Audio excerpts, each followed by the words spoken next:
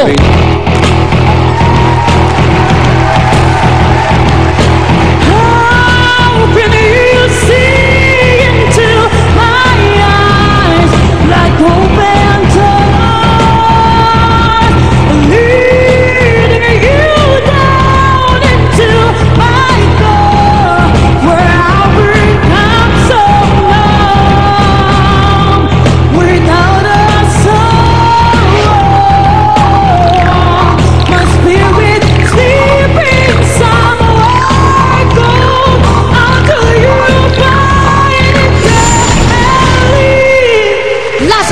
Bring me to life! Mainit ang ulo ni Roxy ngayong araw.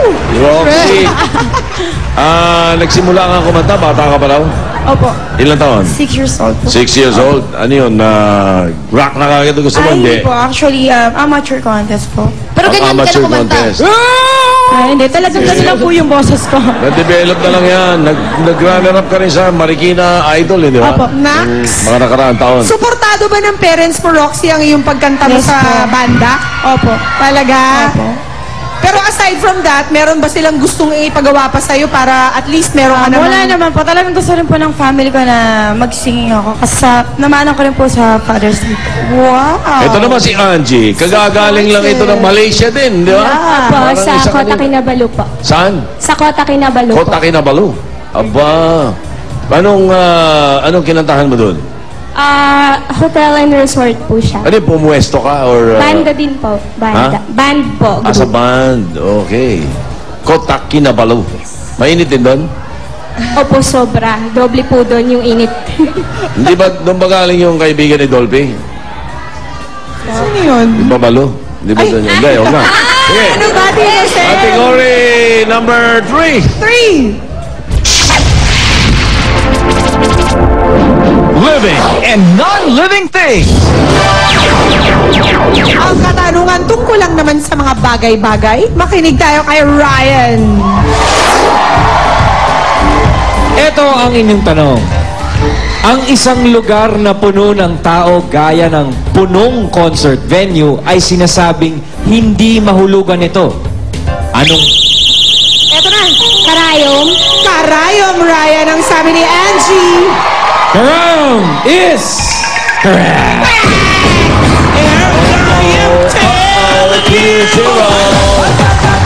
Kumala mga bula. 2-0 pala ang score. My goodness. Ay, nako. Balat agad, Punto Julia. na lang. 2-0, Julia. Ang sakit ng ulo ko, Tito Sen. Ba't hindi nasakit ang ulo mo? May bukol ka. Yun na nga eh. Pero ito, Hindi bukol yan, sungay yan na patubo. Ayan. at least akin patubo. At least akin patubo pa lang. Yung sa iba, naku, full bars. Saan pa naumpog yung ulo mo yan? Sagdan. Sagdan. Bakit ako nung linggo? Bugog. Ano tawag doon? Syunga-syunga. Eto na, yung sana magpapawala ng sakit ng ulo ko at magpapahupa ng aking bukol. 23 years old at 4 years ng singer, Treya Yumang! Treya, kailangan makapunto ka na dito. Alan Kay. Oo. 1 point na lang, panalo na kayo. Tapusin na natin to. Para wala na ka-pressure. 19 years old, 3 years ang singer, Ems Salazar. Naintriga ako dito sa katabi ko eh. Bakit Kay dito sa Treya eh. Eh kasi suot niya black, tapos sa likod niya, white yun. Pero meron akong nakikita black. Ano yan? Ang laki-laki. Pakita mo nga sa kanila. Tingin. Sa likod ka. Ayun oh. Oh my gosh. Ay! Ano yan? Ano to? Tingin. Tindi ng pasamo ah. Ay! May mumo! Ay bakit? Ay ba't yan ang Ay nilagay nako, mo? ito yung matindi dyan. Bakit Tito yan ang Sen. nilagay mo? Sa mic, babe. Artwork po siya. Satanic artwork. Artwork. Eh bakit lumuluha? Satanic art. Bale, pinagsama po yung design na angel and demon. Bakit mo naman gusto magka-demonyo sa katawan, Oh. Treya? Kabit mo na lang ako sa katawan mo. Ito, may sungay na instant. Angel na lang. Pero Treya, akalain mo bang private nurse to Tito Sen? Ha? Talaga? Ay, nag-aaral ka ng nursing. Pero napunta ka sa pagkanta. Bakit? Saan dumulas? Sa Sideline po. Sideline. Sideline. Okay. Ano O, pa? si Ems naman sa school competitions kayo, no? Saan? Sa Mindanao? Sabi? Sa PSB Manila po. Okay. O, taga Mindoro ka. Taga Mindoro. Hindi Oriental Mindoro po. Oriental Mindoro. Wow, Okay. nagigig narito. ka rin, Ems?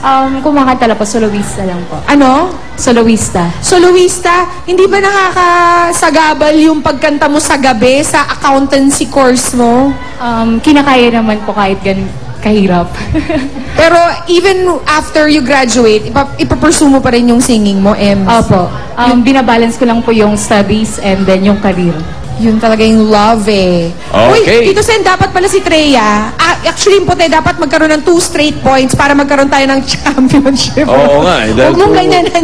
2-0 May score. demonyo sa katawan mo. Category number 4. English or Tagalog. Ay nako, spelling ito. Yes, Jimmy. From your favorite. Sikat sa Pampanga. Huwag kayo maingay, nag-vocalize. Katulog lang, parang nagihinig lang eh. Anyway, this is one way to exercise your diaphragm. Uy, Anyway, ba't nakatas ang kamay niyo? Whether you are a diva or a rocker, you must vocalize regularly in order to exercise your vocal cords. Now, spell to me the word vocalize. VOCALIS.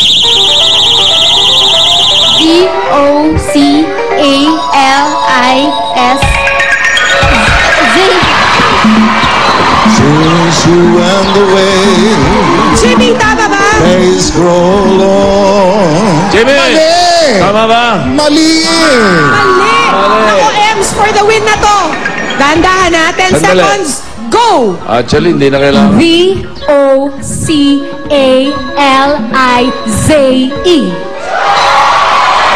Just to make it official, Ang Tito totoo Sen. nun, kahit Ayan na na! mali, Correct! 2-0, isa na lang, wala na. Correct.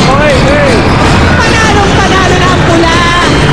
Good job, Ems. Congratulations. Uy, sa mga divas Panalo natin, sa panalo kontra. kayo. Congrats. Panalo sa konta ng mga diba. Abangan natin kung magkano maghihintay na jackpot o pwede mga dapat kasama sa studio ang panalo. Bago yan sa Sabado, may kasama tayong napakagaling din sa kantahan. Pagkatapos nating makita ulit ang sayaw ni na Shara, mapapanood nyo ang patikim pa lang para sa inyo sa Sabado. Take it away, Shara Anna!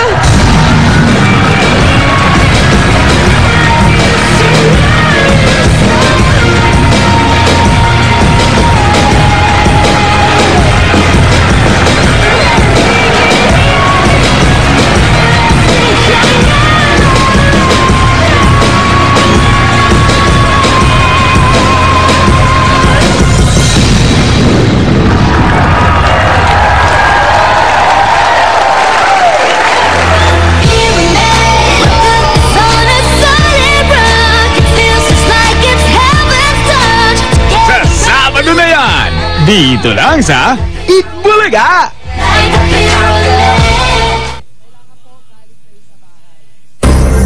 Paano kayo explain kay Melo dito? Isang record executive na wala pong magdamag. Hindi totoo yan. Isang diva, nagpaka-Manny Pacquiao. Bakit meron ka nito? May tawag dyan, insurance. At kasal ng 2 celebrities, nanganganib na hindi